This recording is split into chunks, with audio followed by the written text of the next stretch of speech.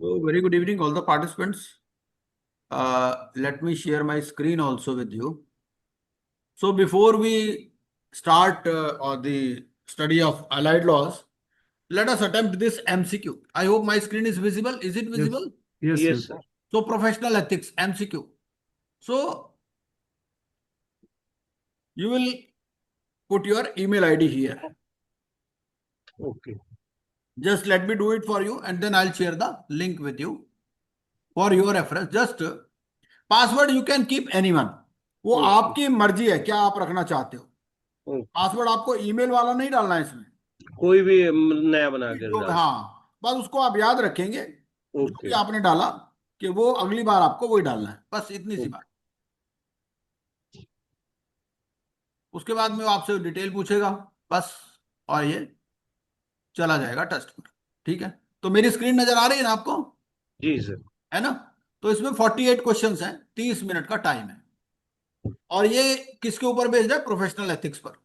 ये स्टाफ ने टेस्ट बनाया, चेक करते हैं कि भाई ठीक भी बना है कि नहीं बना, पता चल जाएगा। पहला देखिए, what does an insolvency professional need to disclose. ये स्क्रीन नजर आ रही है ना मेरी? जी जी Yes, सर। I am. हाँ, तो बताइए, क्वेश्चन पढ़िए और आंसर बताइए।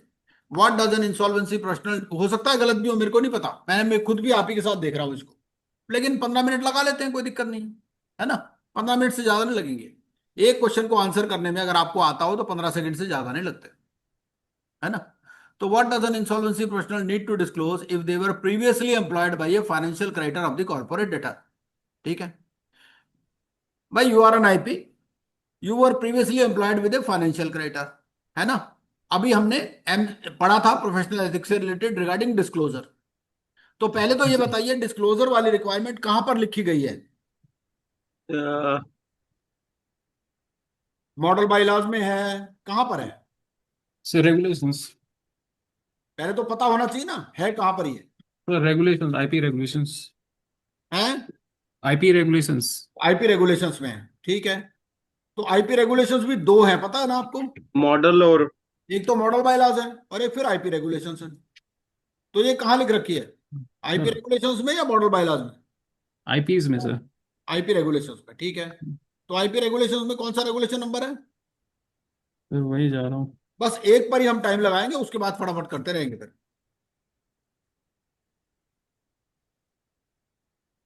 ये एनसीएलटी को डिस्क्लोज, ये perhaps A is correct sir.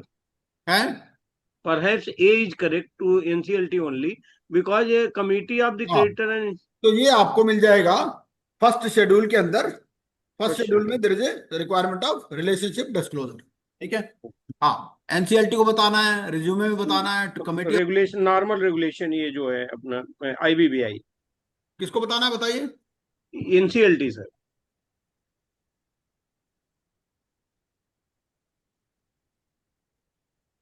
हाँ जी, Ajay. Committee of creditor and insolvency agency से कुछ लेने देना नहीं सर, हमें एनसीएलटी को डिस्क्लोज करना चाहिए ना, because appointment is confirm by the NCLT. Sir ये स्टेक होल्डर्स लिखा हुआ है, मतलब COC।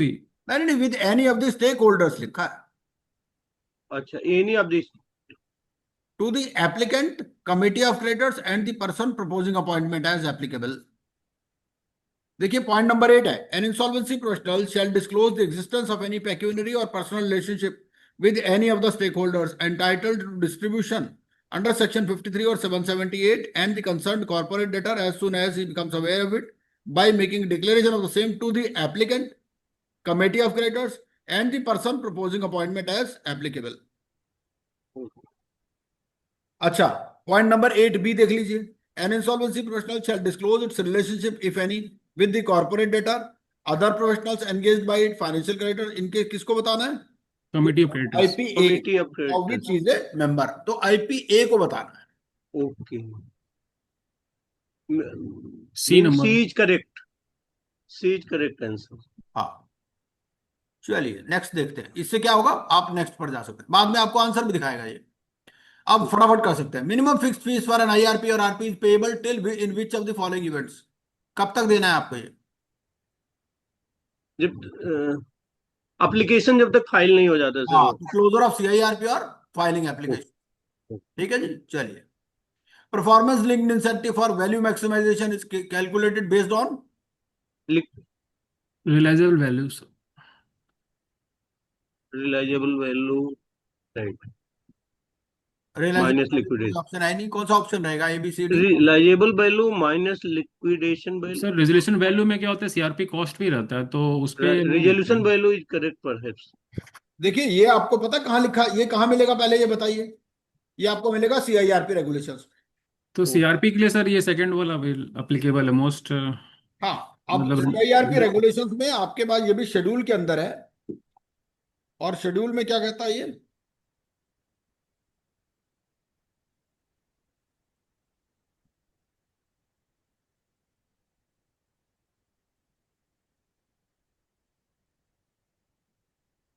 इसका शेड्यूल 2 है, ठीक है।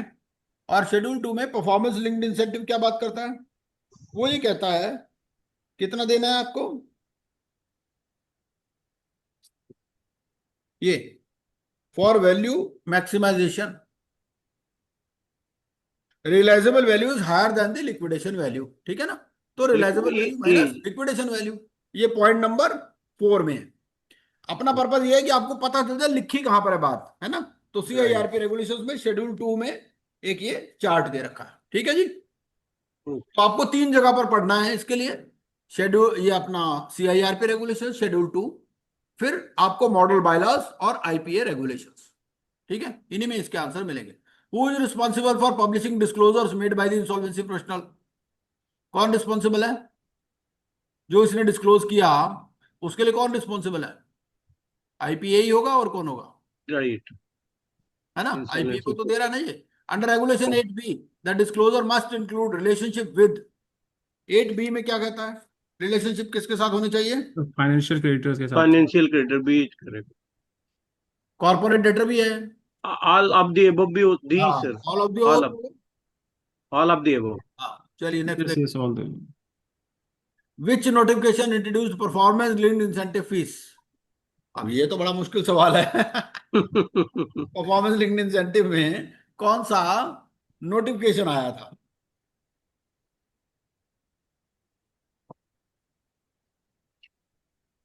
ये नोटिफिकेशन नंबर, अच्छा ये है ना, ये 22-23 का नोटिफिकेशन है। वो आपको आइडिया लगा लेना, 22-23 वाला था ये। 22-23 वाला रेगुलेशन 91 ये था, ठीक है। ये मैंने भी किताब में से देखा है। पर ईयर का आपको आइडिया हो जाना चाहिए। What is the rate of performance linked incentive for timely resolution? Timely resolution के लिए कितना परसेंटेज है? 1%, 1%, टाइमली रेजोल्यूशन 1%। सिर्फ 1% है या अलग अलग है? अलग अलग है। हाँ, मैक्सिमम 1% है। 330 दिन के बाद 0 हो जाएगा। What is the incentive fees for value maximisation when resolution value is 100 crore and liquidation value is 20 crore? Realisation value लिखना चाहता था, रेजोल्यूशन वैल्यू लिख दिया। रियलाइजेशन वैल्यू 100 है, लिक्विडेशन वैल्यू 20 है। तो मैं वैल्यू मैक्सिमाइजेशन के लिए कितना इंसेंटिव मिल जाएगा? 80 लाख। 1% मिलेगा, ठीक है ना। हाँ, तो 80 80 करोड़ हो लाख। गया ना, तो 80 लाख मिल जाएगा। For performance linked incentive to be applicable when must the resolution plan be submitted? कब सबमिट होना चाहिए? Within 100, within 180 days sir. हाँ, वो within the time one eight specified given in table 2, table में दे रखा टाइम वो, है ना, उसके हिसाब से। What is realisable value as per regulation for 34B explanation? Realisable value का क्या मतलब है?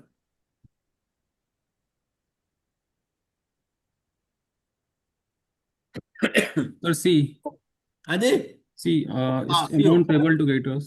बिल्कुल ठीक है। तीस। चलिए next. Disclosure of relationship under 8B must consider relationship for how many years prior to appointment? कितने साल तक का रिलेशनशिप आपको देखना है?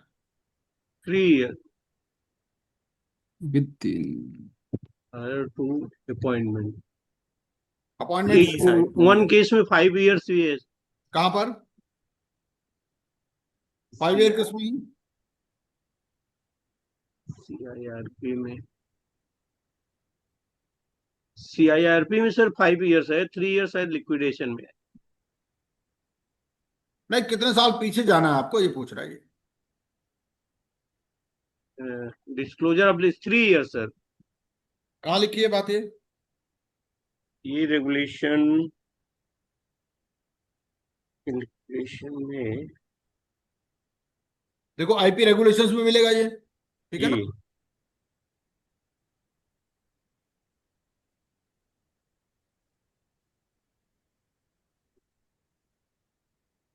3 इयर्स ही है ना सर। तो लिखी कहाँ है बात, सर यहाँ पे लिखा नहीं है, वही बात है। नहीं सर, है 2 जगह मेंशन है। एक केस में 5 इयर्स है, हमें पीछे होगा वो हाँ सर, अपॉइंटमेंट में है। एक्सप्लेनेशन में लिखा हुआ है सर 3 इयर्स। लिखा है ना, हाँ बिल्कुल लिखा, एक्सप्लेनेशन में 3 इयर्स लिखा, बिल्कुल सही है। हम्म। हाँ, इससे माने क्या होगा, पढ़ भी लोगे ना आप दोबारा से, है। पता भी चल जाएगा कैसे पढ़ना है। इंसेंटिव फॉर वैल्यू मैक्सिमाइजेशन क्या परसेंटेज है over liquidation, value point maximisation में? Value percentage of the value gain over liquidation value 0.5 maximisation 0.5 है, 1% है। 1% है सर। पॉइंट नंबर 4 है इसमें, आपका शेड्यूल 2 देखोगे ना सीआईआरपी रेगुलेशंस में, शेड्यूल 2 पॉइंट नंबर 4, ओके 1%, 1% इसमें पॉइंट लगा दिया। है ना, पॉइंट नंबर 4 पे। चलिए, विच of the following is not a valid disclosure requirement under regulation 8C? Regulation please 8C में सम कौन अदर सी जो है ये वैलिड डिस्क्लोजर नहीं है? वैलिड नहीं है रिलेशनशिप जिसकी जरूरत नहीं है, मतलब बेसिकली ये देखो, एआई से क्वेश्चन बनाए गए हैं। Part pass salary details of the IP, ये जरूरी नहीं है, ठीक है ना। What does the minimum fixed fee start accruing to the RP? Minimum fees कब से शुरू होती है? Appointment appointment of IRP। Which section deals with withdrawal of CIRP? Withdrawal कौन 12 से पे डील होता है? 12 है। 12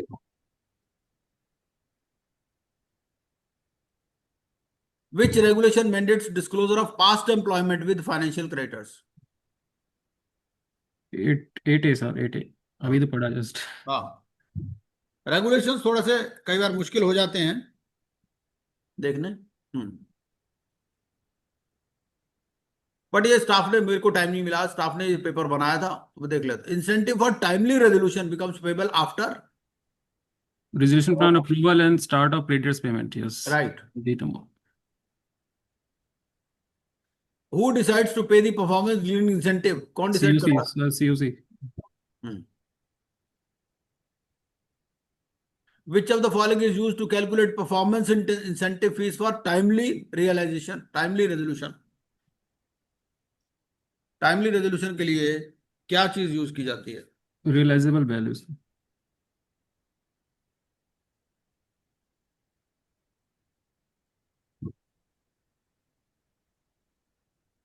हाँ, रियलाइजेबल वैल्यू, वेरी गुड, ठीक है। नेक्स्ट, ये आपका पॉइंट नंबर 3 है। Max minimum fixed fees continues till, minimum fixed fee कब तक रहती है? CRP closures, sir. बाकी भी पढ़ लीजिए। resolution plan filing, liquidation initiation, any of the above event. हाँ, CIRP closure, plan filing, liquidation. तो मेरे को तो लग रहा है any of the above D, होना चाहिए, D, any of the above, right? क्योंकि ये कहाँ लिख रखा है, ये बात आपको लिख रखी है।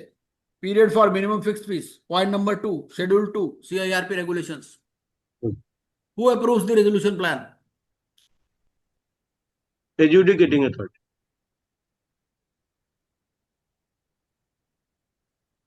What is the main purpose of requiring professional relationship disclosure? Purpose क्या है?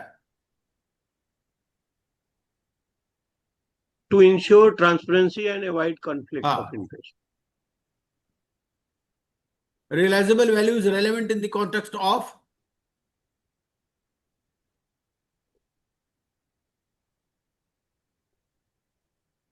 B, disclosure under regulation 8C includes? Relationship सी में for क्या आता है? other. हालांकि C. ये रेगुलेशन वाले सवाल पूछेगा नहीं, बट उसने बना रखा है। Relationship with other professional with Any safety other and professionals? stakeholders. Yeah. हाँ, 8C में आता है आपका if any of the other professionals, ठीक है, with the CD and stake holders.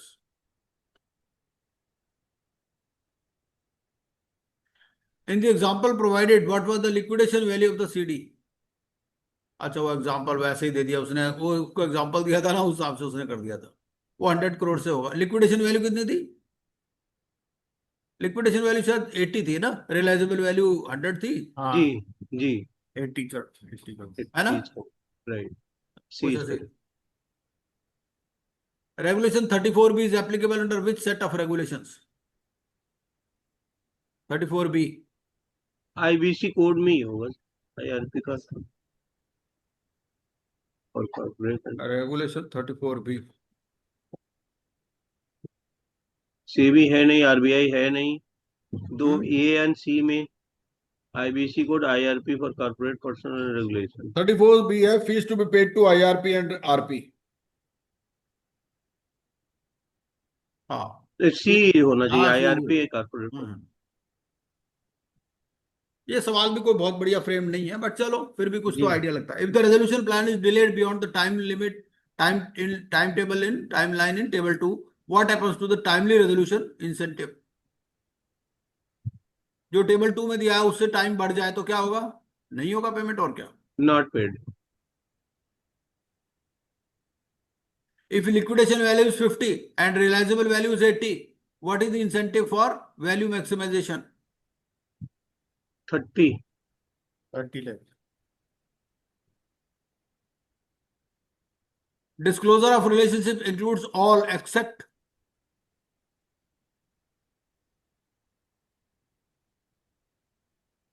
किसके साथ डिस्क्लोज नहीं करना है? मेरे Entry हिसाब से पब्लिक शेयर होल्डर होना चाहिए इसमें। Public share holder. What is the total performance incentive timely plus value if resolution value is realizable value is 100, liquidation value is 20?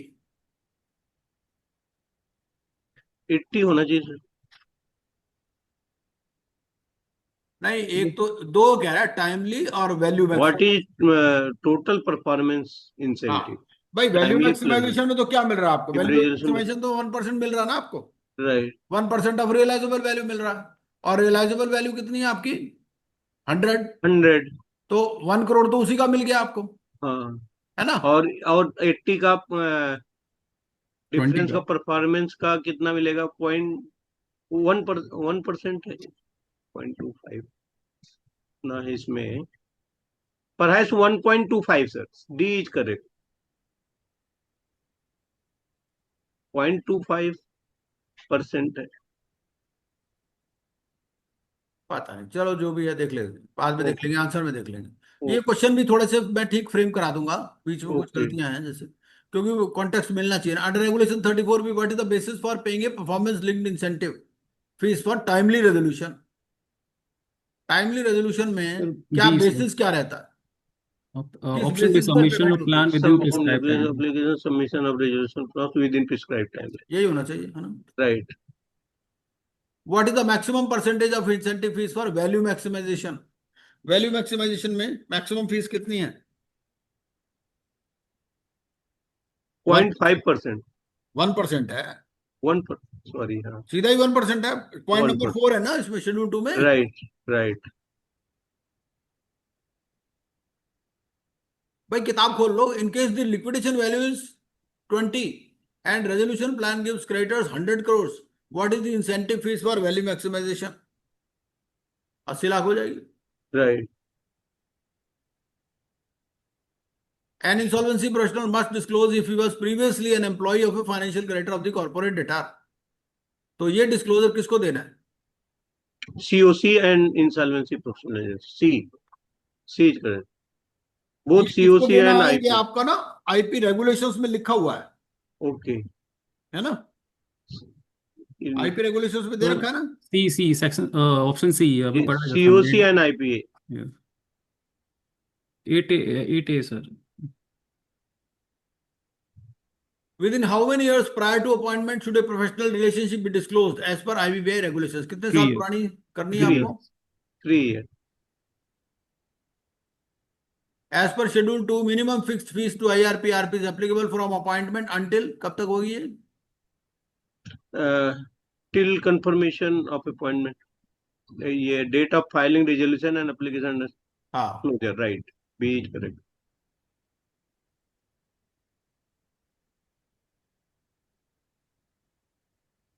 $36. As per the explanation in the PPT, realizable value ये वो PPT दे दिया होगा ना? As per the वो PPT मैंने भेजा भी था आपको. okay.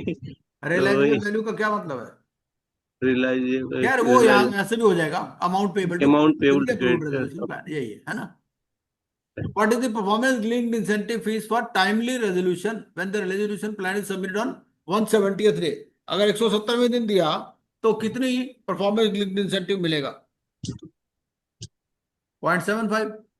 भाई 165 तक मिलता है 1%, Right. है ना? आपका पॉइंट नंबर 3 में कवर्ड है table 2. Relationship disclosure by the insolvency professional and engaged professionals include associations with all of the following except real estate broker हो जाएगा. Real estate broker, right? Who is responsible for publishing disclosure of relationship and conflict of interest on its website? कौन बताएगा ये? IP, IPA. right? What is the minimum penalty for failing to maintain proper records of an assignment? Minimum penalty कितनी है? Sir, और minimum penalty 1 कहाँ पे lakh. रखी है? ये minimum penalty आपको 50,000. IP 50,000. regulations में दे रखी है ना? 50,000. है कितनी है? 50,000 है. 50. तो ये पूरा चार्ट दे रखा है आपको.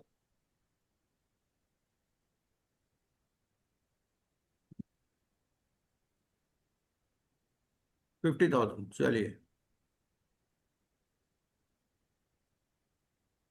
Accepting an assignment with a conflict of interest may lead to a penalty of, क्या पेनल्टी लगेगी? अगर कॉन्फ्लिक्ट के बाद भी I think B. एक्सेप्ट कर लिया तो क्या पेनल्टी लगेगी? Option B looks relevant. B. देख रहे सर.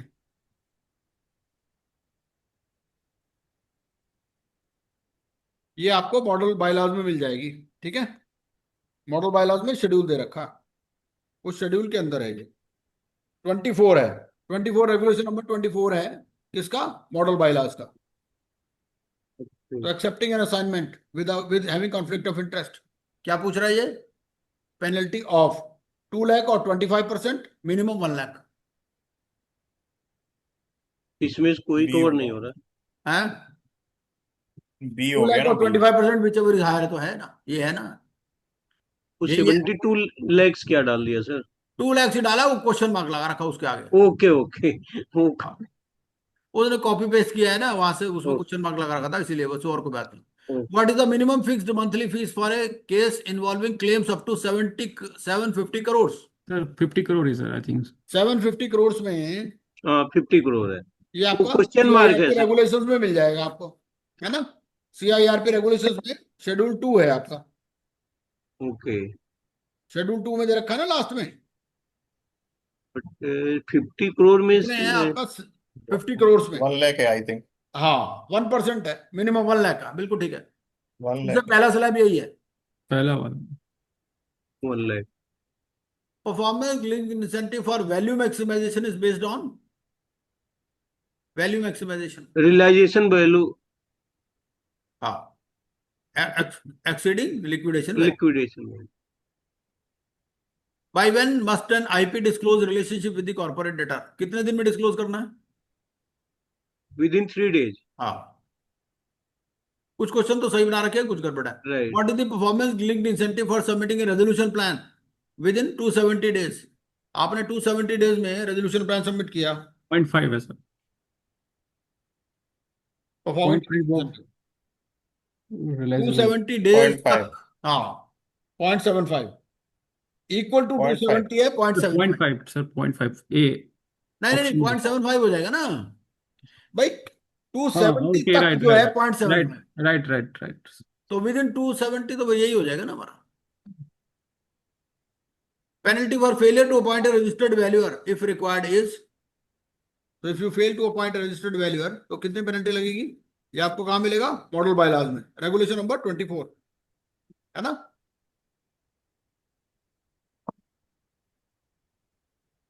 रेगुलेशन 24 में मिलेगा आपको ये। तो क्या पेनल्टी है?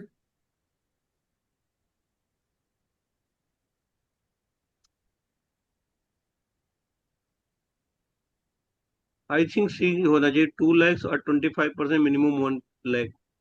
हम्म, ये किधर दिया है? ये चार्ट दे रखा ना आपको? जी, पेनल्टी का चार्ज। हाँ, तो पेनल्टी वाला चार्ट पहले तो देखिए कहां पर अजय मिलेगा। सर देखिए कितना है। है मॉडल बायलॉज में रेगुलेशन नंबर 24 देखो ना।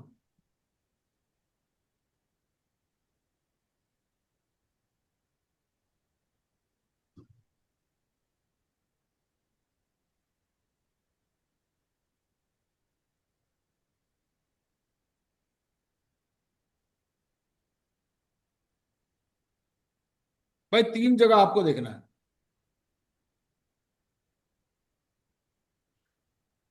एक ये मॉडल तो बाय लॉज, दूसरा सर रेगुलेशन नॉट।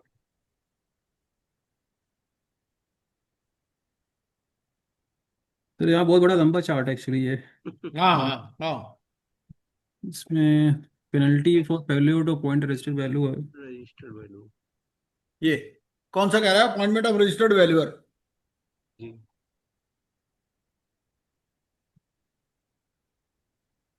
ये 7 नंबर पॉइंट है ना? 7 नंबर पॉइंट है। Yes, yes, valuers up to 2 lakh or 25% of fees, हाँ whichever is higher, हाँ subject to minimum of 1 lakh capping. 1 हाँ, lakh तो सी वही पॉइंट हो सी गया। वाला। Last, relationship disclosure with resolution applicant must be done. Resolution Due applicant के साथ diligence जो complete रिलेशनशिप on डिस्क्लोजर है, COC formation within 3 days of memo sharing after submission of resolution plan. On COC formation. हाँ, COC नहीं COC form, resolution applicant की बात कर रहा है। रेजोल्यूशन within एप्लीकेंट तो आएगा ही नहीं सीओसी Applicant, फॉर्मेशन में। within applicant. 3 days of हाँ info memo sharing। हाँ, ये होगा। राइट। फाइनल अभी क्या पास होते हैं हम लोग कि नहीं? पास तो हो ही जाएंगे, किताब खोल करके किया तो। देखो ये क्या 43 करता आउट है, ऑफ, फिर भी 5 43. क्वेश्चन गलत हो गए वो सर। क्वेश्चन 5 गलत, पता क्यों हो गए? वो कुछ क्वेश्चन भी गलत हैं थोड़े बहुत, समझ? ओके गलत का मतलब ये है कि वो इनएडिक्वेट इन्फॉर्मेशन है पूरी। उस जी हिसाब से जी। उसने पीपीटी के हिसाब से बना दिया ना, मैंने उसको पीपीटी भेज दी थी, वो चीज। ओके लेकिन आपको आइडिया लग जाता है भाई क्या क्या इसमें। जी जी। फिर भी ठीक है सर, क्वेश्चन 70% अच्छा बना है। है हाँ हाँ। 70% तो अच्छा है सर। अब जैसे टाइमली रेजोल्यूशन के लिए क्या है, उसने चार्ट के हिसाब से बना दिया ना, चलो इसे छोड़ देते हैं हम। ओके ठीक है ना? अब हम इसको क्वेश्चंस को थोड़ा सा और इम्प्रूव कर देंगे तो हो ओके। जाएगा, कोई दिक्कत नहीं। तो अजय जी आप इसको कर देंगे इम्प्रूव, Yes, sir. मुझे क्वेश्चंस आप को, है ना? भेज दीजिए, हाँ मैं। हाँ, ये क्वेश्चन मैं अभी चैट बॉक्स में डाल दूं। हाँ चैट बॉक्स में डाल देता हूँ, सभी लोग शेयर, सब इसको देख सकते हैं, कोई दिक्कत नहीं। ये आपका था।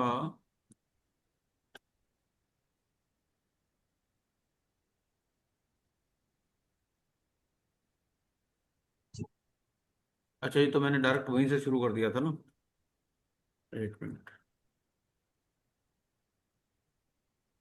अच्छा व्हाट्सएप से ही कर दिया था ये। वहां से डाउनलोड कर लेता हूँ। ये है,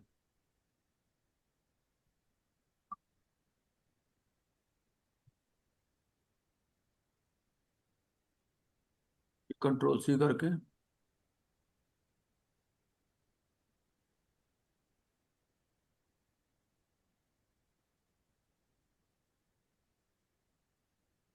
ठीक है, स्क्रीनशॉट, फाइल, एक और फाइल में चला जाएगा, या इसको ऐसे करके ये चला गया क्लास मार्कर वाला टेस्ट। ठीक है जी, ये लिंक चला गया। तो लिंक पे क्लिक करोगे ना आप, टेस्ट खुल जाएगा। ठीक है, नजर आ रहा होगा आपको जी चैट बॉक्स में, है ना? वहां से डाउनलोड कर लीजिएगा। ठीक है सिंह साहब, नजर आ रहा है? जी जी सर, जी जी। चलिए, अब हम क्या करते हैं, अब अपना अलाइड लॉज के ऊपर चलते हैं। ठीक है, अलाइड लॉज के लिए भी हमने क्या किया हुआ है, बहुत सारे टेस्ट बना रखे हैं। ठीक है, तो मैं वो टेस्ट आपके साथ शेयर कर दूंगा। सर इसको एडिट कैसे करूंगा मैं? एडिट कुछ करना ही नहीं है। अच्छा, एडिट करना है आपको? आप बोले ना इसको हाँ बढ़ाना। हाँ हाँ, तो देख लेना जो भी क्वेश्चंस हो ना, वो उन क्वेश्चंस को अलग नोट करके फिर उसको अलग से आप लिख देना कहीं, कि भाई इसका क्वेश्चन ये कर दो, या इस तरह से, या डिलीट कर दो, जो भी कुछ है। ओके ओके, मैं कमेंट मतलब दे दूंगा है, आपको। हाँ हाँ हाँ हाँ। अच्छा, ये मैं कह रहा था इसमें, इसका general loss, topics and links,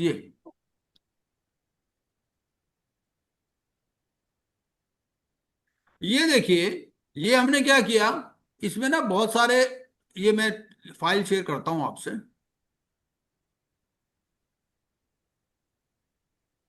देखो, जनरल लॉ जो है ना, पूरा का पूरा एक समुंदर है, समझ रहे हाँ, हो? जो आई थिंक जो मैक्सिमम क्वेश्चन आ चुके हैं, अगर वैसा कुछ क्वेश्चन बैंक मिल जाए तो बेटर ये रहेगा। ये आप देखो ना स्क्रीन पे,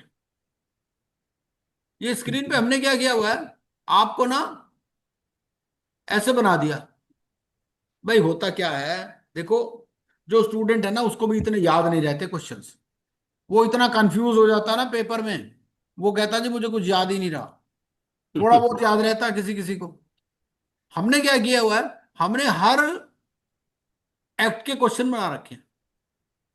नजर आ रहा होगा आपको स्क्रीन पे, जी सर। है ना? तो इन टेस्टों को आप ट्राई कर ले, जैसे ये वाला टेस्ट ट्राई किया ना, इस तरह से ये सारे टेस्ट आप ट्राई कर लें। दो ओके। तीन बार आप ट्राई करेंगे तो आपका, भाई आपका कोई गलत होगा तो गलत भी दिखाएगा ये। जी जी। गलत को आपको सेव एंड फिनिश करना है, सेव एंड फिनिश करोगे तो आपको ओके। वो दिखाएगा बाद में रिजल्ट्स। ये सर भेजा है इस पे चैट में? अभी भेज रहा हूँ, अभी भेज रहा हूँ, पहले दिखा दूं ओके। ना इसीलिए। ओके ये देखो, ठीक। ये देखिए सारे, जी जी सर। ये जितने भी है ना, सबके जी। हमने क्वेश्चन बना रखे हैं। तो इन ओके। क्वेश्चंस को तो कम से कम आप कर ही लीजिएगा। यही क्वेश्चन जी करेंगे तो कम से कम 500 क्वेश्चन आपके हो जाएंगे। जी सर। भाई कम से कम इतना तो कर ही लो। सर वो आईसीआई की साइट पे भी कुछ 500 क्वेश्चन है, वो भी रेलिवेंट है सर? बिल्कुल कर सकते हो, हाईलाइट लॉस में कोई दिक्कत नहीं है। ओके। हाँ, बट वो पुराना ही सर उन्होंने अपलोड करके वैसे ही रखा है, वो चेंजेज कुछ तो किया नहीं ये उन्होंने। ऐसा है, जी मैंने तो आपके साथ वो शेयर किया ही था ना जो अपडेटेड था उसका, जी मैंने जी तो उसको जी अपडेट कर दिया, अपडेट करके जी। क्वेश्चन शेयर किए आपसे।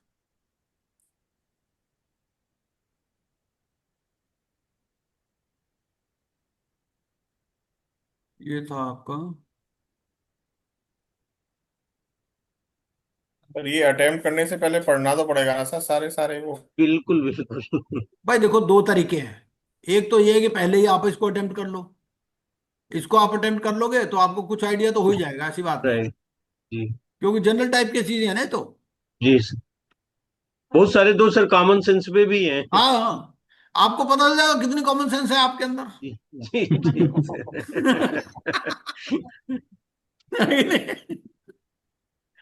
चलिए, ये जनरल लॉज वाला भी मैंने शेयर कर दिया, लिंक शेयर कर दी। अभी सर उसका भी हुआ था ना इसका सर, तो मैंने उसमें 100% स्कोर किया था सर, जबकि हमें तो प्रैक्टिकली कुछ भी पता नहीं था एआई वाले में। हाँ हाँ हाँ, तो उसमें बिल्कुल बिल्कुल, ऐसे ही था, वो लोगों ये भी का। मैंने लिंक शेयर कर दिया। अब चलते हैं हम लोग जनरल लॉज पर।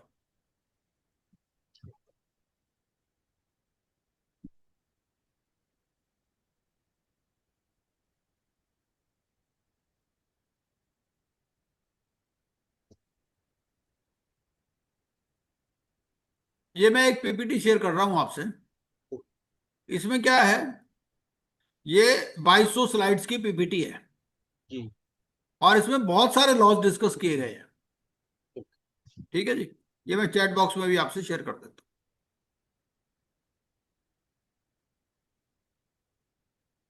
तो कई जगह लेक्चर देते रहते हैं, तो वहां ये ट्रिपल आईपी में लेक्चर दिया था, ये उसकी पीपीटी है।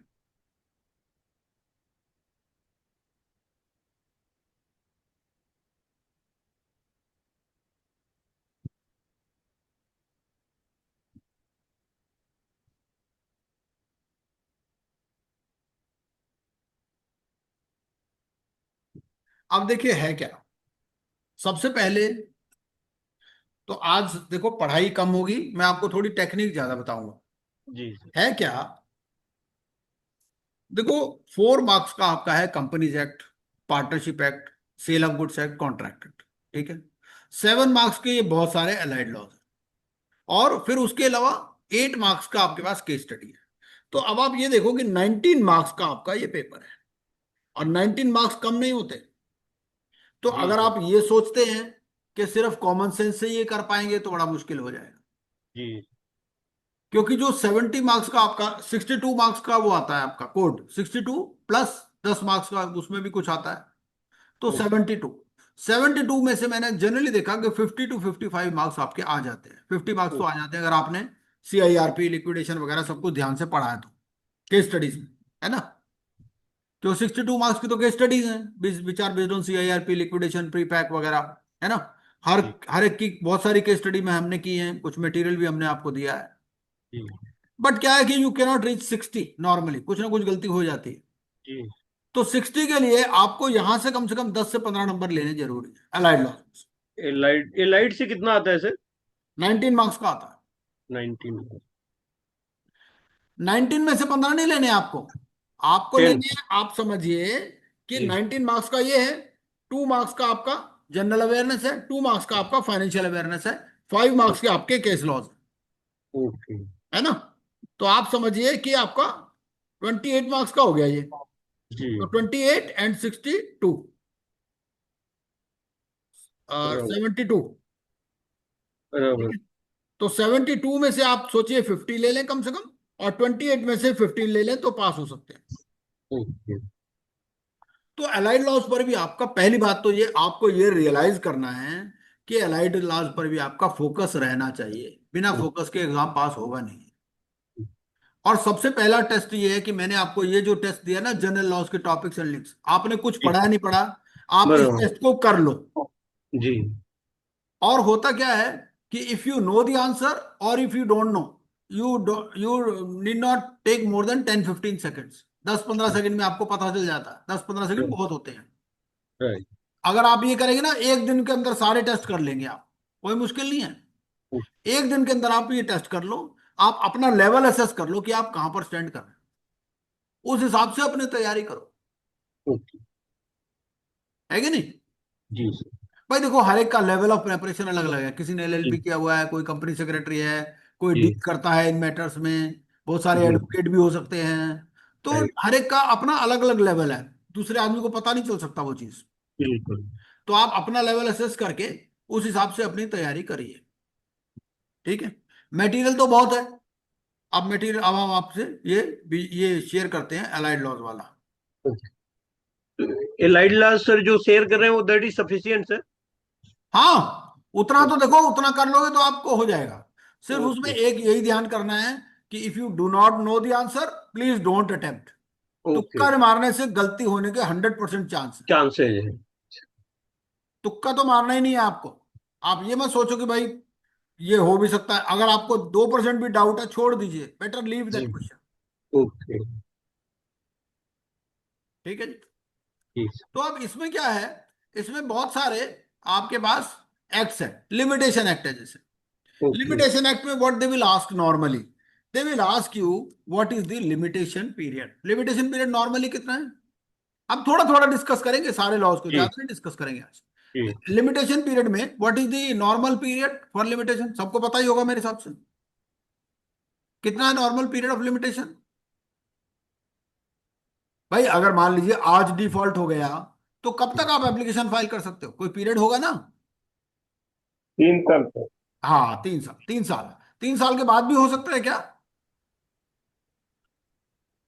अगर मान लो किसी वजह से नहीं कर पाए, 3 साल में कुछ ऐसे रीजन हो गए कि आप नहीं कर पाए, तो 3 साल के बाद में भी कोई पीरियड है क्या, कुछ प्रोविजन है कि भाई आप जो है उसके बाद भी कर सकते हो, कुछ है क्या ऐसा हाँ सिस्टम। हाँ यार, कुछ क्लास है सर, मैं भूल गया। Actually there is a concept of condonation of delay. Consonant. बराबर। सेक्शन 5 कहता है इसको। सेक्शन 5 क्या कहता है, if there are sufficient reasons, then the delay may be condoned. और इस पर बेस्ट जो केस लॉ है ना, ये collector land acquisition versus master Katiji. This is the case law, Supreme Court case law. बहुत छोटा सा केस लॉ है, इसको आपको जरूर पढ़ना चाहिए। वो इट सर इज एक hardly 2-3 pages. Condonation of delay में भी सर कितना पीरियड है, कुछ कब तक कर सकते हैं? वो कोई पीरियड नहीं है, नो पीरियड। उसमें कोई पीरियड नहीं है। कंडोन या तो होगा या नहीं होगा। नहीं इस होगा, यस सर। केस लॉ में क्या कहता है वो, बेसिकली इस लॉ में ये कहता है कि भाई डिले करने से किसी को फायदा तो है नहीं, उसको जी नुकसान ही हो सकता है। जी अगर मान लीजिए मुझे कोई एप्लीकेशन फाइल करनी थी, मैंने लेट कर दिया, तो मुझे नुकसान ही हो सकता है, फायदा तो कुछ हो नहीं सकता। तो जी। इसीलिए कहता है कि भाई आपको बहुत ज्यादा हाइपर टेक्निकल नहीं होना चाहिए, सुप्रीम कोर्ट कहता है इस केस लॉ में, ओके। है ना। वो कहता है कि जहां तक हो सके आप उसको रिलीफ दीजिए, जी जब तक कि वो ज्यादा बिल्कुल ही सुस्त हो तो उसका तो कोई इलाज ही नहीं है, बिल्कुल। है कि नहीं। राइट देखो ऐसा है कि लॉ जो है कभी भी सुस्त आदमी को फेवर नहीं करता। भाई आप राइट। अपने राइट्स के बारे में अवेयर तो होने ही चाहिए, लेकिन बिल्कुल। कुछ ऐसे सर्कमस्टांसेस हो सकते हैं, किसी की फैमिली में डेथ हो गई, कुछ हो गया, कोई पागल हो गया, कुछ भी हो सकता है ना। राइट तो राइट जेल में चला गया, there could be so many things, right. है ना। तो कुछ एक्सीडेंट हो गया, कोई मेजर इलनेस हो गई, तो उन चीजों में क्या है ये, this is the case law. Hardly 2-3 page का केस लॉ है, collector land acquisition master master कटी। हमने खुद इस केस का बेनिफिट लिया बहुत सारे मैटर्स में। बहुत ही ओके। अच्छा केस लॉ। वो क्या कहता है, वो इस केस लॉ में कहता है कि the courts will take a liberal approach while dealing with applications under section 5. The court will make a presumption that generally a person will not deliberately cause the delay as he himself will suffer. Even if the court condones the delay, the court still has to decide the case on merits. वो कहता है भाई delay condone भी कर दोगे तो क्या होगा, केस तो आपका मेरिट्स पे ही जाएगा ना, डिसीजन तो मेरिट्स पे होगा। And therefore not much harm is done to the other party. तो दूसरी पार्टी को कुछ नुकसान तो होना नहीं है। राइट। नेक्स्ट पॉइंट कहता है will not be hyper technical while seeking explanation for delay. आपको हाइपर टेक्निकल नहीं होना है when you ask explanation for delay. The court should understand that applicant may have other important matters too. The fact that it was the state that was seeking the condonation will not be a consideration while deciding the application. However, the court will take into consideration the impersonal machinery where no one is responsible and the inherited bureaucratic methodology imbued with file pushing, note making and passing the buck ethos. तो बहुत ही अच्छा case law है, इसको आप जरूर पढ़िएगा, limitation act को समझ में आ जाएगा इससे। ओके। ठीक है। अब इसमें बहुत सारी चीजें हैं, छोटी छोटी चीजें तो बहुत सारी हैं। वो कहता है कि इसके अलावा क्या होता है कि बहुत सारी इसके अंदर टर्म आती है, वो टर्म भी आप देख सकते हैं। एक बार आप पढ़ लोगे ना इसको तो आपको पूरा इसमें, हमने क्या किया हुआ है, बहुत सारे ना यूट्यूब के लिंक्स भी दे रखे हैं। ये ओके। यूट्यूब के लिंक्स है। जी। आप लिमिटेशन एक्ट पे जाओगे, कंट्रोल के साथ ये प्रेस करो, जैसे ये प्रेस किया आपने, मैं आपके सामने प्रेस कर रहा हूं ना, है ओके। ना। तो इसमें आ जाएगा, देखो ये खुल जाएगा, ये खुल रहा है इस तरह से। हाँ खुल गया ना जी, नजर आ रहा है आपको। सर यूट्यूब नहीं का सर, नहीं अभी है। नहीं खुला। अच्छा ये नहीं खुला, आप वो नहीं स्क्रीन शेयर नहीं हो पा मेरे रहा पास है। तो खुल गया। आप मेरा स्क्रीन पे नहीं दिख रहा है सर। अच्छा ओनली एक वॉइस आ रहा है सर, वॉइस आ रहा है, है, ओनली वॉइस आ रहा है, वो इसमें स्क्रीन पे नहीं दिख रहा है। अच्छा मैं देखता हूँ एक बार। प्रोसेस तो कर रहा है कुछ। अच्छा प्रोसेस कर रहा है, इसको स्टॉप शेयर करके ना मैं, वो जब आप अपने आप वहां से करोगे ना, मैंने आपको फाइल दे रखी है, तो जैसे ये लिमिटेशन एक्ट है, ओके। अब नजर आएगा आपको शायद, है ना। जी। हाँ नहीं, ये ऑब्जेक्ट ऑफ द एक्ट आ रहा है। आ रहा हाँ है अभी साइड साइड में वो खुल गया यूट्यूब। हो गया सर, ओपन हो गया है। तो बस ये फाइल से ओपन हो जाता है। पर्पज ये था कि यहाँ से आप खोल सकते हो, ये दिखाना जी। Okay okay. कि वहां से आप लिंक खोल दोगे जी। तो आपको नजर आ जाएगा। ओके।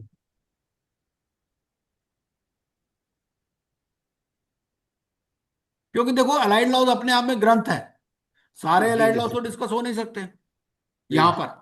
भाई एक एक अगर मैं पढ़ाने लगूं, कम से कम 1.5-1.5 2-2 घंटे का एक अलाइड लॉ है, जी तो आपको अपने लेवल पर ये चीज कवर कर लेनी है। एमसीक्यूज में आपको दे दूंगा, पीपीटी में आपको दे दूंगा, और मैं हमेशा अवेलेबल हूँ कोई भी चीज डिस्कस करने के लिए। मैं आपको मेन मेन पॉइंट्स बता दूंगा, है ना। जैसे जी लिमिटेशन एक्ट है, लिमिटेशन एक्ट में आपको क्या मिनिमम क्या याद रखना है। मिनिमम एक इसमें शेड्यूल है, देयर इज ए शेड्यूल, और वो शेड्यूल क्या कहता है कि भाई नॉर्मल पीरियड तो 3 इयर्स है, लेकिन कहीं कहीं पर भी 1 साल भी है, 12 इयर्स भी है, और 20 इयर्स भी है। ठीक है ना, वो प्रॉपर्टी में है नॉर्मल। 12 इयर्स इमूवेबल प्रॉपर्टी के केस में हाँ है हाँ सर। हाँ। तो अगर गवर्नमेंट इन्वॉल्व है तो कोई जगह 20 इयर्स भी है। ओके। ये नजर आ रहा होगा आपको स्क्रीन, है ना। जी सर। तो ये मैं आपको शेड्यूल पर ले चलता हूं, बाकी तो आप देख ही लेंगे। ये इसके अंदर मैं आपको पूरी पीपीटी विजिट करा दूंगा एक बारी आज। ये देखिए, ये हमने ये पूरा शेड्यूल दे रखा है इसके अंदर। इसमें क्या ध्यान रखना है, particularly you have to take care where the period is other than 3 years. जो अदर देन 3 इयर्स है उसको आप याद रखें, नॉर्मल तो 3 इयर्स है ही, है ना। राइट। तो जैसे 12 इयर्स है तो 12 इयर्स कहां पर दिखा हुआ है ना। 30 इयर्स कहां पर है, 2 इयर्स कहां पर है, इस तरह से ये पूरा शेड्यूल है।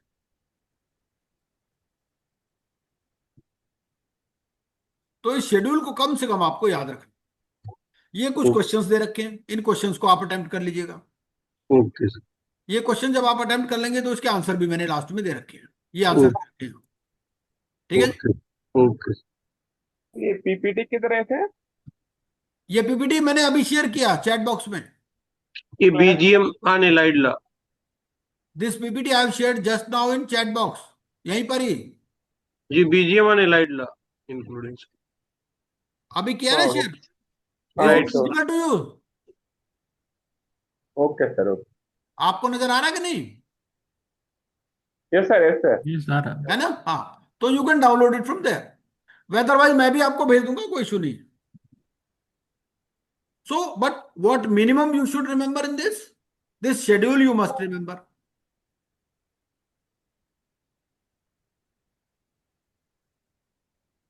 Second point, there are some peculiar terms in Limitation Act. Those terms you must remember. वो दो चार टर्म्स कौन सी हैं वो एक बार देख लेते हैं। ये टर्म्स कौन कौन सी हैं, जैसे doctrine of lex fori. Doctrine of lex fori क्या है, law of the forum. Law of the forum means limitation act of that court will apply where in the suit appeal और एप्लीकेशन हैज बीन फाइल्ड। ठीक है। और lakes lossy क्या है, law of the land. ये अगर इनका मतलब पूछ लेता है, they will ask you the meaning of this terms.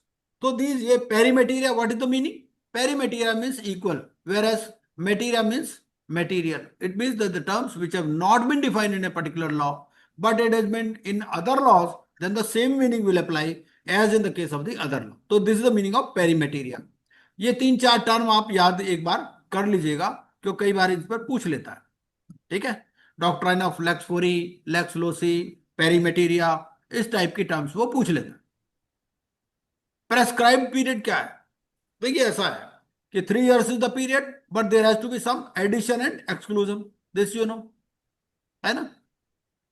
तो period of limitation means the period prescribed in the schedule, schedule we have seen, whereas the prescribed periods means the period of limitation computed in accordance with provisions of the act. We have to include certain days, we have to exclude certain days. ठीक है, this is the meaning. Date of reckoning क्या है, date of reckoning means the date from which the counting is done, that is the day from which the period of limitation starts. ठीक है, so section 12(1) of the act provides that the day of reckoning shall be excluded. भाई 3 साल की calculation कैसे करनी है, for example if one wants to file an application for setting aside the ex parte order, then the period of limitation is 3 years. So prescribed period will be 3 years plus 1 day if no other exclusions are to be added. ठीक है, तो जो day of reckoning है उसको आपको exclude करना है।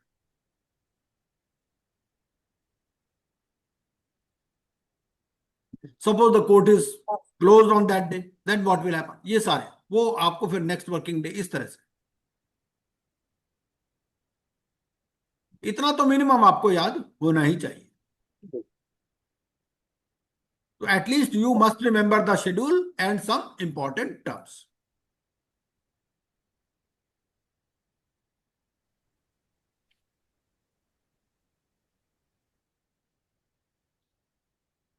and you can attempt these questions also, है ना? And these questions along with the questions which I have given in the chat box. Chat box में भी I have shared some online link ना? So that questions also you must attempt. Prevention of Corruption Act. Now, what is to be seen in Prevention of Corruption Act? Prevention of Corruption Act में at least you must remember the offenses. क्या offenses कौन कौन से हैं, है ना? Public servant की definition क्या है? This definition of public servant is important and offenses relating to public servant. अब public servant की definition क्या है? This is the meaning. Public servant. Public servant means, this definition you must remember. Any person in the service or pay of the government or remunerated by the government by fees or commission for the performance of any public duty. So if you are working in a private company, then you are not a public servant. Okay? Any person in the service or pay of local authority. Okay? Any person in the service or pay of a corporation established by or under a central, provincial, state or state act, or an authority or body owned or controlled or aided by the government or a government company as defined in section 617 of the company. Any judge, including any person empowered by law to discharge, whether by himself or as a member of any body of persons, any adjudicatory functions. Any person authorized by a court of justice, any arbitrator, any person who holds an office, any person who holds an office by virtue of which is authorized or required to perform any public duty, any person who is the president, secretary or other office bearer of a registered cooperative society engaged in agriculture, industry, trade or banking, receiving or having received any financial aid. Suppose it is an RWA. RWA is not covered here. है ना? कौन कौन सी है? If they are receiving any financial aid from the central government or state government. Chairman, member or employee of any service commission, UPSC, है ना? बहुत सारे commission होते हैं, पब्लिक सर्विस कमीशन, या board.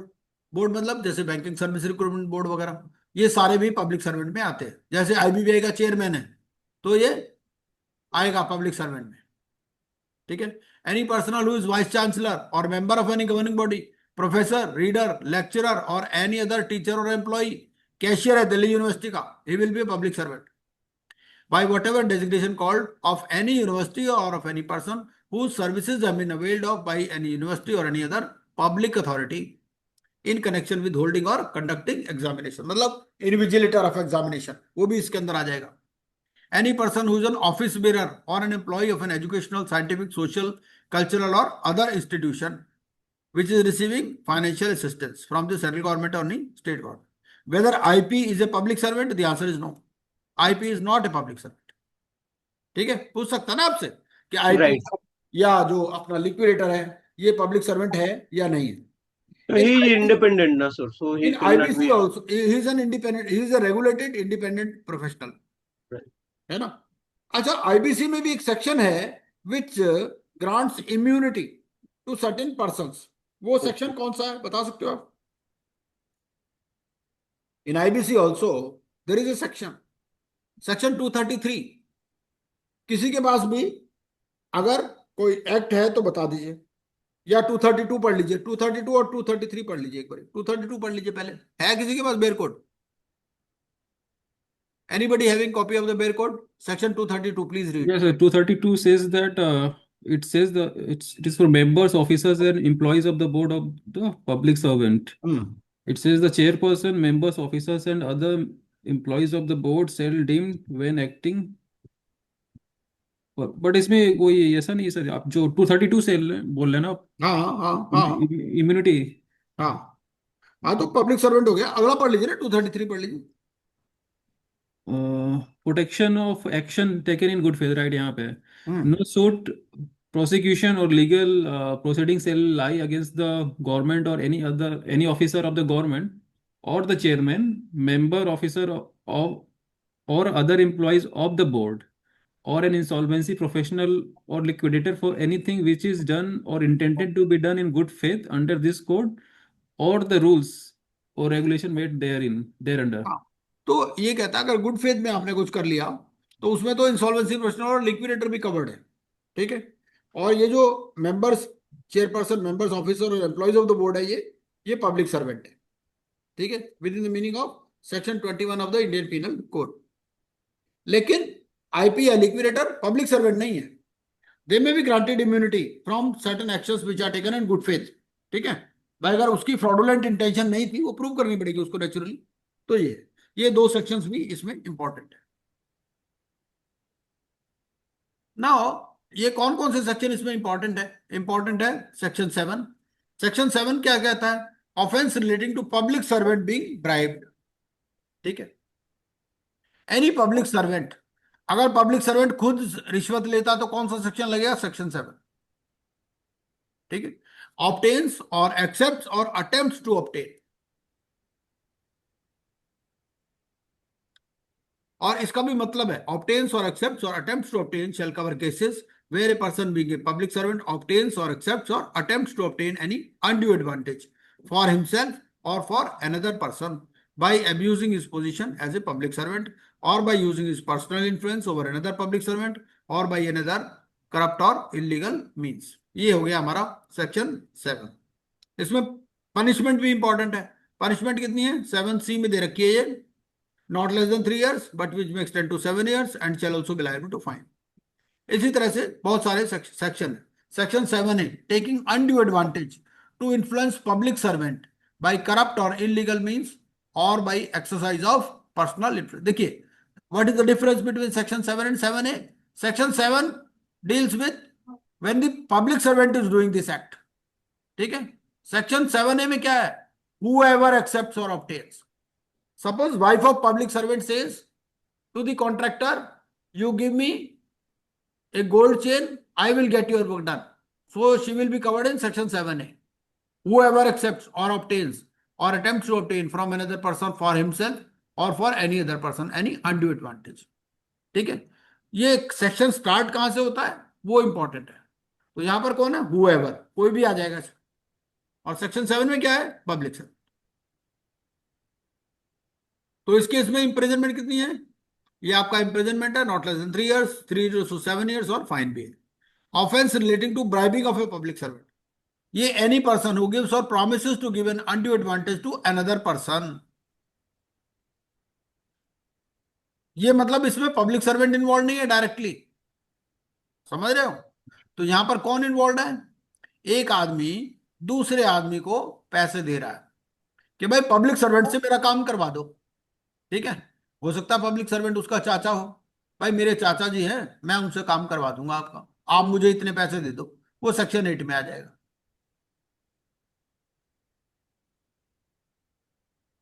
Offence relating to bribing a public servant, भाई commercial company भी involve हो सकती है ना? तो कम से कम what is the minimum thing you must remember? Minimum is the penalty. Penalty provisions आपको जरूर याद होने चाहिए and you must remember the definition of public servant. This much is expected from you, इतना तो। और ये भी पूछ लेता है कई बार punishment for habitual offender. Suppose you are doing this act again and again, then imprisonment 5 years to 10 years and shall also be liable to fine। ठीक है, तो इतना तो मिनिमम आपको ध्यान में रखना है। क्या क्या ध्यान में रखना है? डेफिनेशन ऑफ पब्लिक सर्वेंट और ये पेनल्टी प्रोविजंस और हैबिचुअल ऑफेंडर के लिए क्या पेनल्टीज। तो एक पेनल्टी चार्ट आप इसमें याद रख सकते हैं। वो पेनल्टी चार्ट मैं भी शेयर कर दूंगा आपसे। Now PMLA, what is PMLA? PMLA actually deals with the proceeds of crime. So does it extend to state of Jammu and Kashmir also? Yes. Now, because this Article 370 has been abolished, so now it extends to whole of India, including the state of Jammu and Kashmir. Now, what is money laundering? Money laundering है क्या basically? The goal of a large number of criminal activities is to generate profit for an individual or a group. So money laundering क्या है? Laundering means washing dirty clothes and making them clean. So this is dirty money which is converted into clean money. This is the meaning of money laundering. So money laundering is the process of these criminal proceeds to disguise their illegal origin. Illegal arms sale, smuggling and other organized crime including drug trafficking and prostitution rings can generate huge amounts of money. देखो सबसे ज्यादा पैसा किसमें है? सबसे ज्यादा पैसा तो ड्रग ट्रैफिकिंग में है ना, प्रोस्टिट्यूशन में है, स्मगलिंग में है, इन चीजों में है। तो अब पैसा तो आ गया, अब उसको स्ट्रीम लाइन में कैसे लाना है, मेन स्ट्रीम में कैसे लाना है, यही मनी लॉन्ड्रिंग है. Embezzlement, insider trading, bribery, and computer fraud schemes can also produce large profits and create the incentive to legitimize the ill-gotten gains through money laundering. The money so generated is tainted and is in the nature of dirty money. So, money laundering is the process of conversion of such proceeds of crime, the dirty money, to make it appear legitimate money. This is the meaning of money laundering. Now, money laundering में होता क्या है, पहले placement हो जाती है. Placement क्या है? The money लॉन्डर who is holding the money generated from criminal activities introduce the illegal funds into the financial system. अब वो कैश में थोड़ा थोड़ा करके उसको जमा कराएगा स्मॉलर डिनोमिनेशंस में, फिर लेयरिंग होगी और फिर इंटीग्रेशन होगी. ठीक है.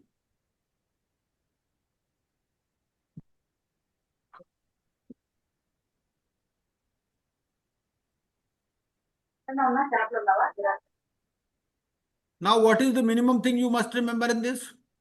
The minimum you must remember in this is the punishment. So, there are two types of punishments. क्या पनिशमेंट है? पनिशमेंट आपकी है एनडीपीएस से रिलेटेड है क्या, ड्रग्स से रिलेटेड है, narcotic drugs and psychotropic substances. तो उसमें क्या है, minimum 3 years, maximum 10 years, 3 years to 10 years. और अगर एनडीपीएस से रिलेटेड नहीं है तो फिर क्या होगा, 3 years to 7 years. इतना तो याद रह सकता है, कोई मुश्किल नहीं है ना. इतना तो मिनिमम आप याद कर लीजिए. Now, what is the power of attachment? How the attachment is done? So, before attachment, so you have to file a complaint to the magistrate. ये देख लेते हैं, attachment देख लेते हैं. Who can do the attachment in case of PMLA? This section 5 is important. When the director or any other officer not below the rank of deputy director authorized by the director. ये पूछ लेता है कई बार कि who can attach the property? तो कौन, director और any other officer not below the rank of deputy director authorised by the director for the purpose of this section has reason to believe. ठीक है. The reason for such belief is to be recorded in writing on the basis of material is possession that any person is in possession of any proceeds of crime and such proceeds of crime are likely to be concealed, transferred, or dealt with in any other manner which may result in frustrating any proceedings. So he may by order in writing provisionally attach. तो पहले क्या करेगा ये, he will provisionally attach such property और period कितना है, not exceeding 180 days. ठीक है. कंडीशंस क्या है, a report has been forwarded to the magistrate or a complaint has been filed by a person authorized to investigate the offense before a magistrate. ठीक है.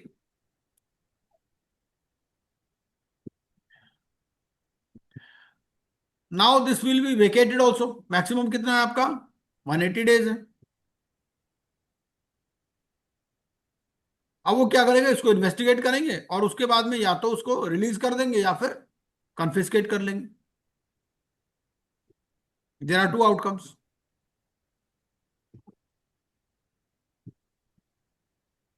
सो adjudication कैसे होगा, section 8 important, serving of notice by the assessing officer. ठीक है. तो adjudicating authority जो है आपको नोटिस इशू करेगी,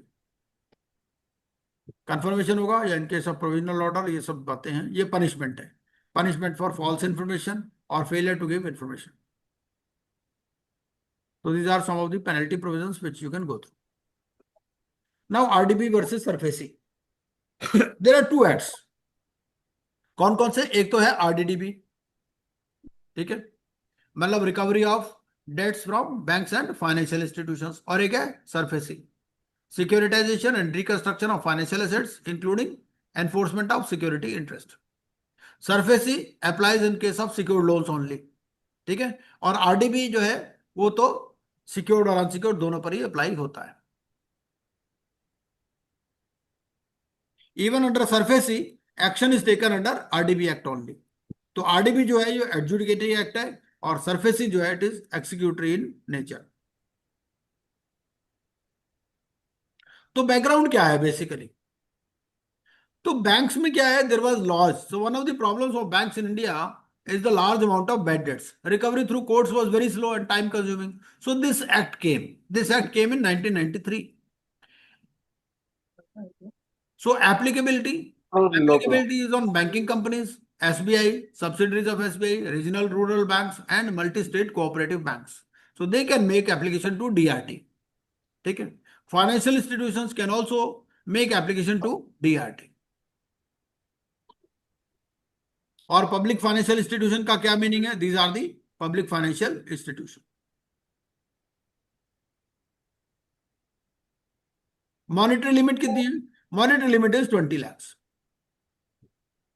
So where the amount of debt due to bank or financial institution or consortium of banks is 20 lakhs or more, so this is the, but the central government they can reduce this ceiling up to 1 lakh by issuing a notification. क्योंकि आपको देखा होगा act में लिखा रहता है, act में क्या लिखा है? 1 लाख, है ना. तो मिनिमम 1 लाख तक ये रिड्यूस कर सकते हैं. और अभी प्रेजेंटली लिमिट है 20 लाख. 20 लाख. ठीक है. पहले लिमिट थी 10 लाख और अब है 20 लाख. 10 लाख कब थी? ये 2018 तक लिमिट थी, उसके बाद में अभी हो गई 20 लाख. इस पे कोई अगर सवाल पूछ लेता है कि मिनिमम लिमिट कितनी है, ठीक है, इतना तो ध्यान रहना चाहिए.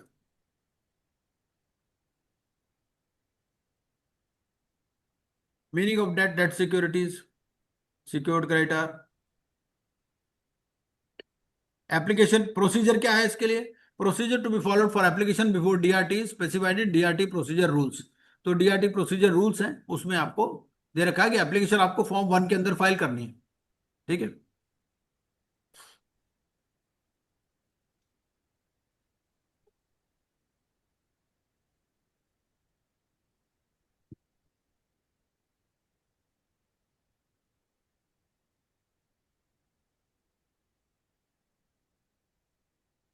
तो ये प्रोसीजर है. प्रोसीजर में क्या क्या आपको एफिडेविट लगाना है, क्या ये सब चीजें इसके अंदर डिस्क्राइब हमने कर रखी.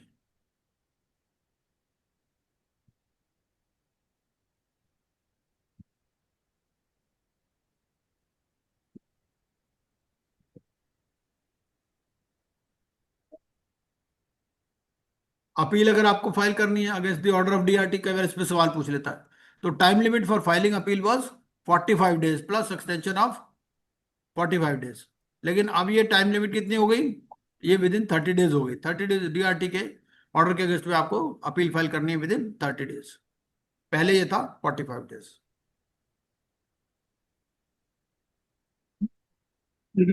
Now appeal can not be filed against a consent order. If two parties have consented तो फिर अपील फाइल नहीं हो सकती. And appeal can be filed only after paying 50% of the amount of debt due as determined by the tribunal. However the tribunal may reduce it to 25%. ठीक है. ये 2596 नहीं है, ये 25% एक्चुअली. ये यहाँ ये परसेंटेज जो है ना, ये ऐसे हो गया, ये 25% है. सब व्यापक।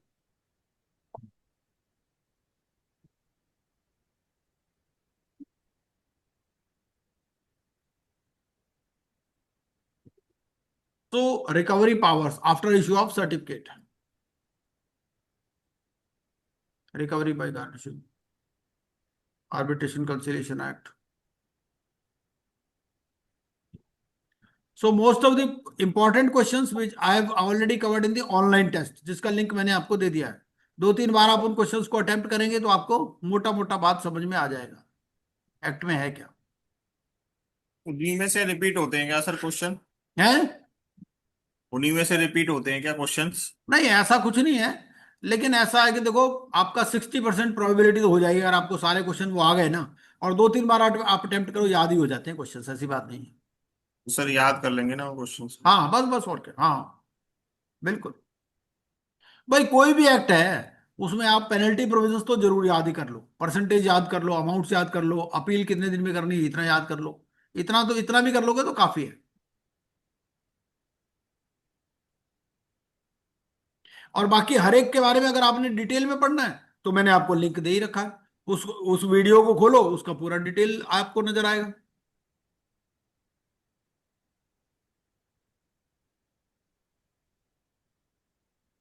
SARFAESI act. सरफेसी एक्ट में क्या है कि इसमें ना बेसिकली पहले तो समझना है कि है क्या. दिस इज द सिस्टम, है ना. फर्स्ट ऑफ ऑल ये they can ask you various terms also, like who is an obligor. इसमें 2 टर्म्स है, एक तो है ऑब्लाइजर और एक है ओरिजिनेटर. अच्छा, आप कॉमन सेंस से बताओ कि जिसने लोन लिया है वो कौन है, वो ऑब्लाइजर होगा या ओरिजिनेटर होगा? आप कॉमन सेंस से बताओ, मान लो आपने सर्विस एक्ट नहीं पढ़ा, तो जिसने लोन लिया और जिसने लोन दिया, दो पार्टी है।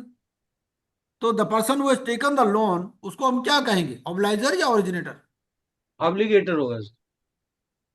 ऑब्लाइजर, ऑब्लाइजर। Advisor, क्योंकि sir, उसने obligation. एहसान कर दिया लोन लेकर के, है ना। और ओरिजिनेटर कौन है, लेंडर, जिसने दिया। ना वो देता, ना ये प्रॉब्लम होती, ना हमें सरफेस एक्ट पढ़ना पड़ता, है कि नहीं। तो he is the originator of this act.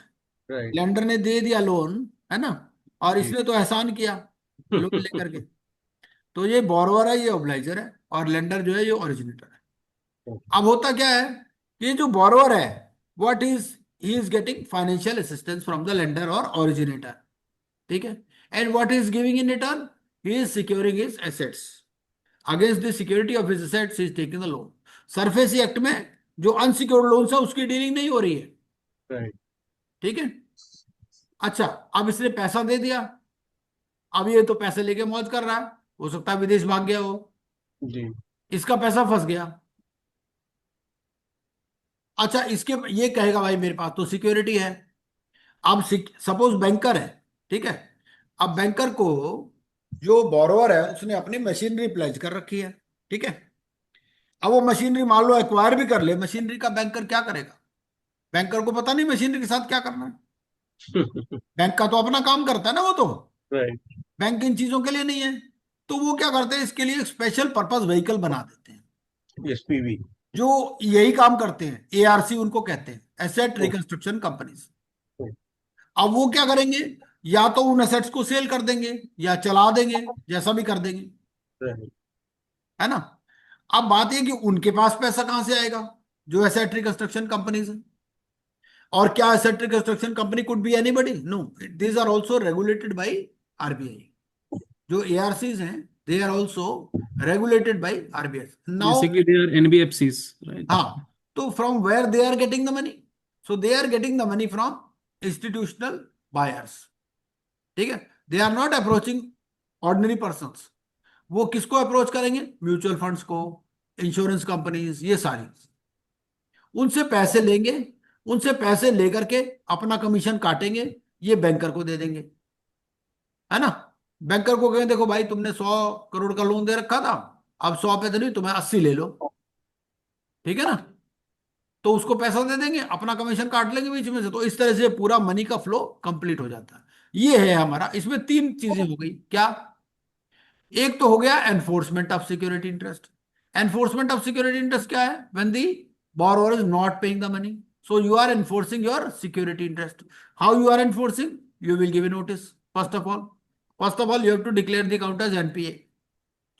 Then you have to give notice of 60 days, okay, within 60 days you repay, otherwise your security will be seized by us, your security will be attached, and we can take help of police also.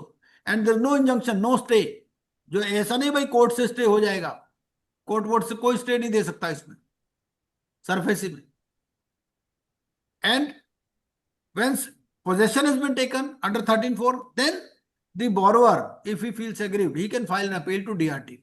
वो appeal file कर सकता है DRT में, भाई मेरा गलत आपने seize कर दिया, मेरा तो लोन था ही नहीं, किसी दूसरी पार्टी का था, या मैंने तो पेमेंट कर दिया है, इस तरह से। Another angle to this is the ARC. Now regarding ARC, what is the fund requirement, how the recognition takes place, this is another aspect, asset reconstruction, ठीक है।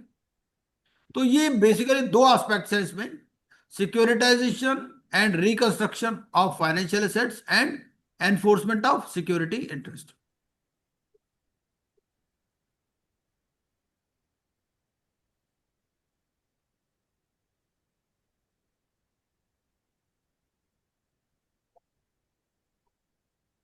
Now suppose because we have seen that qualified buyers, who are qualified buyers to whom these asset reconstruction companies are approaching.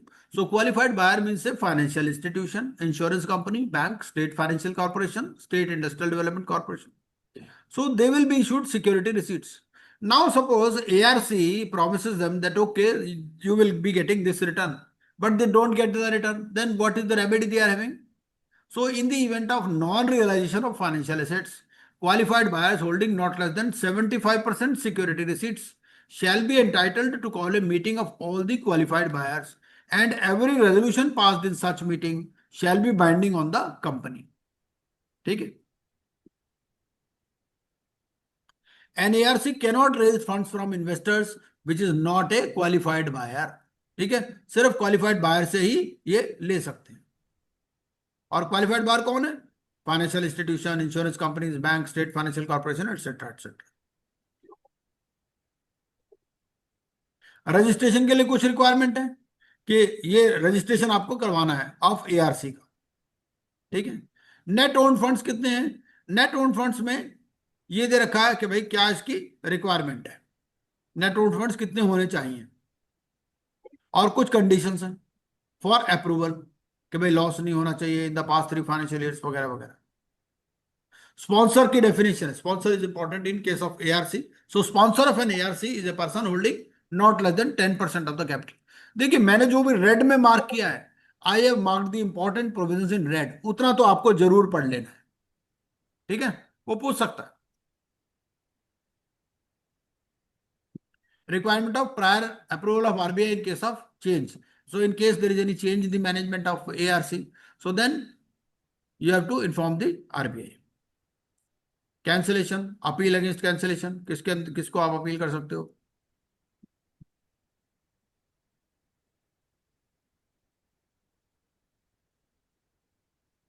So this is regarding ARC. Now, how the security interest is enforced? First of all, you have to declare the account as NPA, and then you have to issue a notice under section 13(2). So notice will give all these details, and then you can take possession. You can take help of police also in case the borrower refuses to give you possession. Now what you will do with the asset? So you will hand over that asset to the ARC, who are equipped to handle such things. Now suppose there is joint financing. This question is also asked in the paper many times. So 60% or more should agree for action.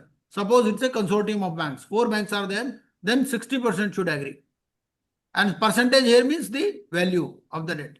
Not less than 60% in value of the amount outstanding as on record. ठीक है?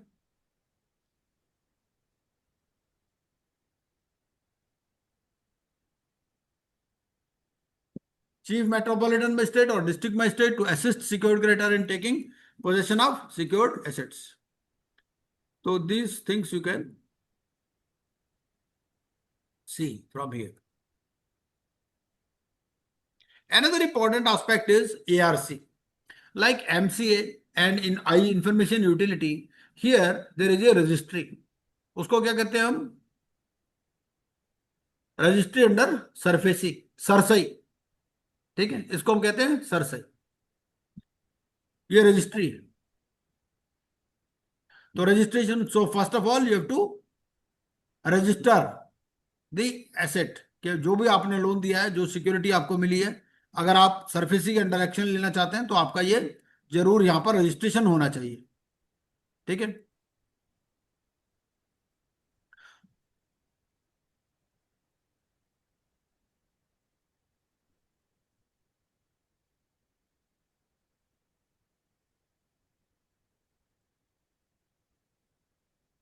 Unsecured creditor can also register, but he will not get benefit because only secured creditors are covered. अगर कोई attachment order है, that also has to be registered. ठीक है? अगर कोई claim मिला है तो वो भी कराना है आपको. ये मोटा मोटा जब आप पढ़ लोगे ना तो आपको आइडिया लग जाएगा. सर वो एग्जाम के लिए आईबीआई में कुछ रजिस्ट्रेशन भी करना पड़ता है? हाँ वो तो है. वो तो आपको कितना? जो सिलेबस है ना, सिलेबस के अंदर ही दिया हुआ है. पर मेन बात ये है, पहले आप अपनी तैयारी कर लो. तैयारी के बाद में रजिस्ट्रेशन तो किसी भी टाइम करा लेना, कोई दिक्कत नहीं. वो एग्जाम से कितना दिन पहले करना चाहिए सर? अरे 1 दिन पहले भी कर लो तो भी कोई दिक्कत नहीं. ओके ओके ठीक. वो कोई खास बात नहीं है. मेन तो ये है आपको एक वो जैसे जीएसटी में रजिस्ट्रेशन होता है ना, you have to upload certain document, they will give you an email ID, है ना, and once that registration is approved, then you will have to pay the fees and then they will show you the slots for examination. Available slots कौन से हैं. तो 1 हफ्ते के अंदर वो प्रोसेस हो जाता है आराम से, कोई दिक्कत वाली बात नहीं है उसमें.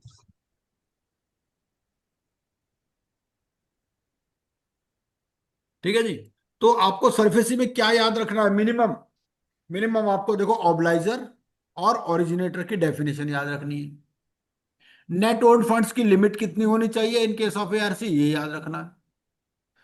सरफेसी का नोटिस कितने दिन में देना है, कितने दिन का नोटिस देना है, ये ज्वाइंट फाइनेंसिंग में परसेंटेज कितनी है, ये याद रखनी है। ठीक है ना? इतना तो मिनिमम 4-5 बातें तो आपको याद रखनी है, जिस पर नॉर्मली वो क्वेश्चन पूछते हैं। और ये सारी बातें मैंने रेड में मार्क कर रखी है। भाई इतना तो याद कर ही सकते हो ना? जी सर जी। अब अगला है एमएसएमई। एमएसएमई में क्या आपको ध्यान में रखना है? एमएसएमई में ना कुछ लिमिट्स हैं। ये एक चार्ट है, ये चार्ट आपको जरूर याद रखना है। ये है चार्ट आपका। क्या चार्ट कहता है?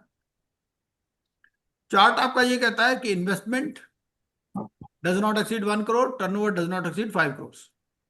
स्मॉल में भाई investment does not exceed 10 crore, 10 crore, turnover does not exceed 50 50 crore, crore और मीडियम में 50 और 250 है। 52। ठीक है। क्या क्या एक्सक्लूडेड है? एक्सपोर्ट टर्नओवर एक्सक्लूडेड है। और ये कहां से लोगे आप? आईटीआर से लोगे। अगर आईटीआर फाइल नहीं की है तो डिक्लेरेशन से चल जाएगा। क्या क्या एक्सक्लूडेड है इसमें? जो प्लांट एंड मशीनरी, ये इन्वेस्टमेंट कौन सी लेनी है आपको? लैंड एंड बिल्डिंग की इन्वेस्टमेंट नहीं है इसमें, फर्नीचर नहीं है, ये फुल सिर्फ plant plant and and machinery है ना? और प्लांट एंड मशीनरी में क्या एक्सक्लूड करना है आपको?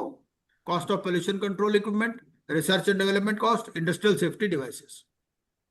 ठीक है। इतना तो मिनिमम याद रखना है।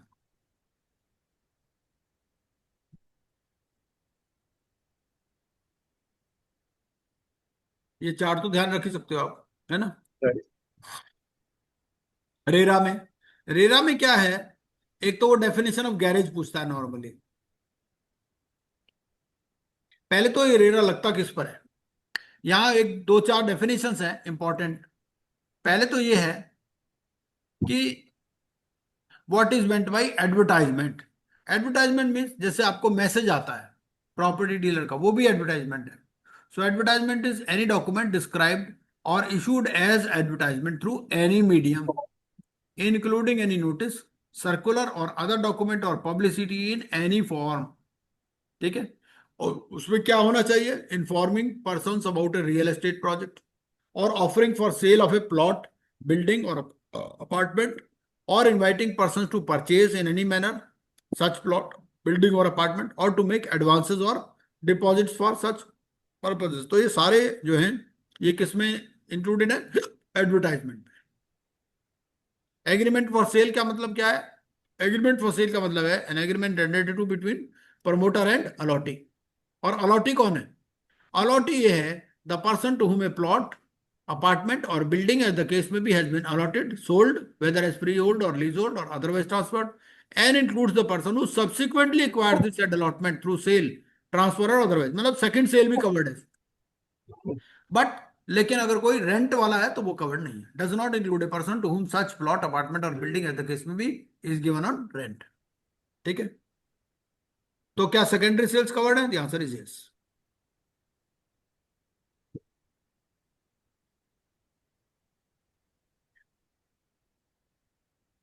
गैरेज का क्या डेफिनेशन है? सबसे उनका फेवरेट क्वेश्चन है। तो garage means a place within a project having a roof and walls on 3 sides for parking any vehicle but does not include an unenclosed और uncovered parking space such as open parking areas. ठीक है।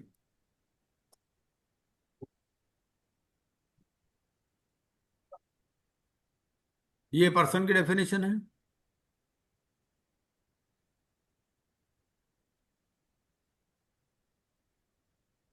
ये कुछ timelines हैं कि आपको authority चल with in 30 days grant registration, और अगर 30 दिन के अंदर आपने अप्लाई नहीं किया तो मान लिया जाएगा कि आपको मिल गया। ठीक है ना? डीम्ड है। Authority shall within 30 days reject the application and provide reasons to be recorded in writing and will provide the opportunity of being heard. If the authority fails to grant the registration or reject, then project shall be deemed to have been registered. ये promoter को क्या क्या उसके obligations हैं ये हैं। अगर आपको सिर्फ 2 लाइन याद करनी हो ना रेरा में, तो गैरेज की डेफिनेशन जरूर पढ़ जाना, बस और कुछ मत पढ़ना, कोई बात। कुछ ऑफेंसेस एंड पेनल्टीज हैं, क्या क्या ऑफेंसेस एंड पेनल्टीज है थोड़ा देख लेना, जो खास तौर से रेड में मार्क्ड है।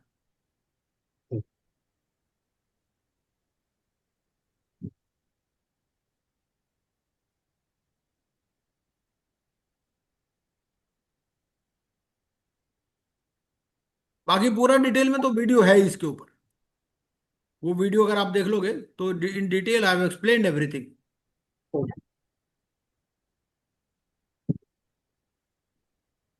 और अदरवाइज जो भी रेड में मार्क्ड है इस पीपीटी में वो कर लीजिए, प्लस आप क्वेश्चंस कर लीजिए जो मैंने एमसीक्यू दिए हैं आपको, है ना, which I have shared in chat box also.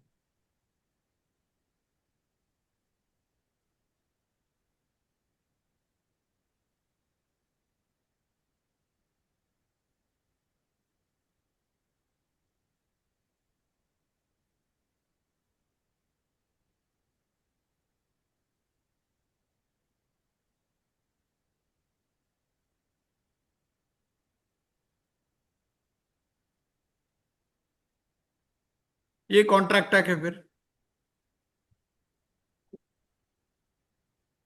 देखो, अब ऐसा करते हैं, 2 मिनट लूंगा बस आपके, और ज्यादा नहीं। एक थोड़ा सा situation, let us study a situation, है ना, let us discuss a situation. A person comes to you, ठीक है, and he gives you 20 lakhs, ठीक है। वो कहता है भाई देखो ऐसा है, आपके पास ये कार है, तो I want to buy this car, you take this 20 lakhs and within 30 days I will provide you the balance consideration, ठीक है। टोटल कार 50 lakhs की है, सेकेंड हैंड कार है, वैसे प्राइस उसका 2 करोड़ है, लेकिन सेकेंड हैंड में वो 50 lakhs की मिल रही है। उसने कह दिया भैया देखो 20 लाख रुपए ले लो, और जो है I will provide you the balance sale consideration within 3 months या विद इन 30 days से, ठीक है, and I will take the car.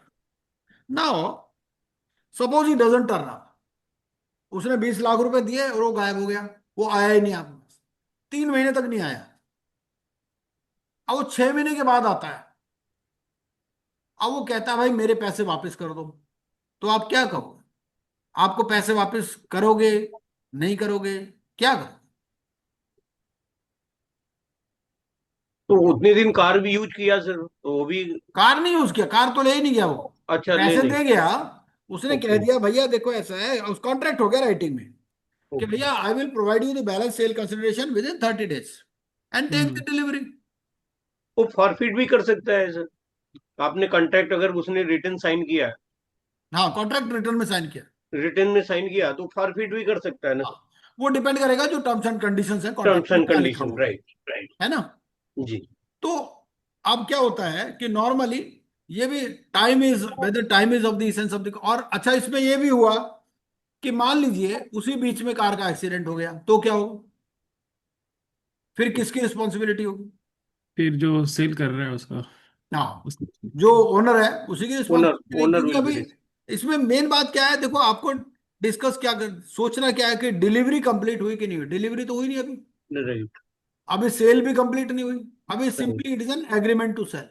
Right. तो in case of agreement to sell, what are the rights of seller and buyer, you have to see, है ना। Contract act पढ़ने होंगे सारे हाँ, ऐसे। कॉन्ट्रैक्टर जब आप पढ़ोगे तो इन क्वेश्चंस के आंसर आपको मिल जाएंगे, ठीक है ना। ये वाइड वाइडेबल एंड अदर जितने भी है ये सब चीजें। वॉइड अब हाँ इनिशियो वो सब बिल्कुल, सब। मतलब पर्टिकुलरली जो डिलीवरी वाला एस्पेक्ट है ना, या जो property, when the property transfers under right. Sale of goods act, this is important. And what is the difference between agreement to sell and sale, तो व्हाट आर द राइट्स, और property जब agreement to sell में किसका loss किसका होगा, वो तो owner का ही होगा नेचुरली, क्योंकि property has not yet passed, right. है ना। इस तरह से कुछ क्वेश्चन पूछता है, बाकी का डिस्कशन फिर मंडे को करते हैं। In the okay mean sir. Time please try, मैं तो ये कहूंगा आपसे, आप क्या करो कि ये जो मैंने आपको टेस्ट के लिंक दिए ना, उसको आज ही कर लेते हैं।